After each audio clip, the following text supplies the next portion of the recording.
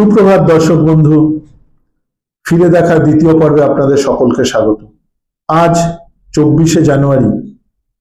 24শে জানুয়ারি UNESCO 1966 সালে বিশ্ব শিক্ষা দিবস হিসাবে ঘোষণা করে। আচ্ছা ভাবুন তো, আমাদের জীবনে যদি শিক্ষা না থাকতো তাহলে আমাদের জীবনটা কিরকম হতো? সত্যি কথা বলতে অন্ধকারে ডুবে থাকতো। আজ এই বিশ্ব শিক্ষা দিবসে আমাদের আরো শপথ নেওয়া উচিত যে আমরা আরো শিখব এবং ভবিষ্যৎ প্রজন্মের জন্য আরো পথ সুগম করব। কিন্তু আজকের দিনে একটা দুঃখের বিষয় কি জানেন? এখনো পৃথিবীর অনেক শিশু আছে যারা শিক্ষার আলোয় আলোকিত নয়। আর যদি এই শিক্ষার আলোয় আলোকিত না হয় তাহলে তো তারা জীবনের সমস্যাগুলোকে সমাধান করতে পারবে না। শিক্ষা তো শুধুমাত্র পাঠ্য বইতে পড়া নয়। শিক্ষা মানে আপনি জীবনের যে কোনো সমস্যার সমাধান করার জন্য একটা পথ বা উপায় বাতলে দেয় এবং যে কোনো কিছুকে আপনাকে সম্মুখীন হওয়ার মতন সাহস যোগায়।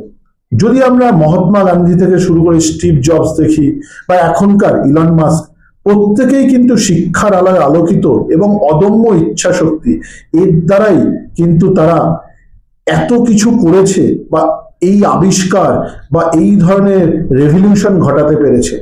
সেই জন্য আসুন না আজকের এই বিশ্ব শিক্ষা দিবসে আমরা প্রত্যেকে শপথ নিই যে যে শিশুরা এখনো শিক্ষার আলোয় আসতে পারেনি, যে মানুষেরা এখনো শিক্ষার আলোয় আসতে পারেনি, আমরা তাদেরকে শিক্ষার আলোয় নিয়ে আসার জন্য নিরন্তর প্রচেষ্টা চালাব। তবে এই 24শে জানুয়ারি শুধুমাত্র বিশ্ব শিক্ষা দিবস নয়, আজকে আমাদের জাতীয় শিশু কন্যা দিবসও।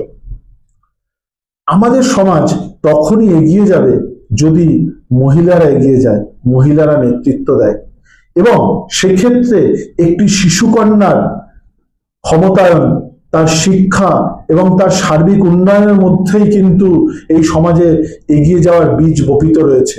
সেই জন্য আসুন আমরা শিক্ষা দিবসের সাথে সাথে জাতীয় শিশুকন্যা দিবসকেও আজকে স্মরণ করি।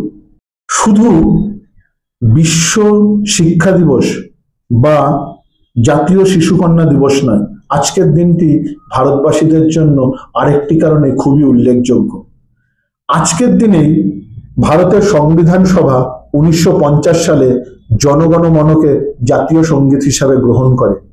রবীন্দ্রনাথ ঠাকুরের রচিত এই সঙ্গীত দেশের একতা, ঐক্য এবং জাতীয়তাবোধের প্রতীক। ভারতের স্বাধীনতা সংগ্রামের চেতনা ও দেশপ্রেমের গৌরবময় ইতিহাসের সঙ্গে এটি গভীরভাবে জড়িত, যা প্রতিটি ভারতীয় হৃদয়ে গর্ব ও প্রেরণা যোগায়। চলুন দর্শক বন্ধু, এই 24শে জানুয়ারি আজকের দিনে আমরা শপথ নিই শিক্ষাকে আমরা আমাদের সাধ্যমতো যতটা সম্ভব ছড়িয়ে দেব এবং শিশুকন্যা তথা নারীদের সুরক্ষা এবং ক্ষমতায়নের জন্য কাজ করব এবং আমাদের জাতীয় সঙ্গীতকে আমরা গর্বের সাথে স্মরণ করব। যদি আপনাদের এই পর্বটি ভালো লেগে থাকে তবে কমেন্ট করতে ভুলবেন না। আর প্রতিদিনই এই ধরনের তথ্য পেতে আমাদের চ্যানেলটি অবশ্যই সাবস্ক্রাইব করবেন এবং শেয়ার করবেন। ধন্যবাদ।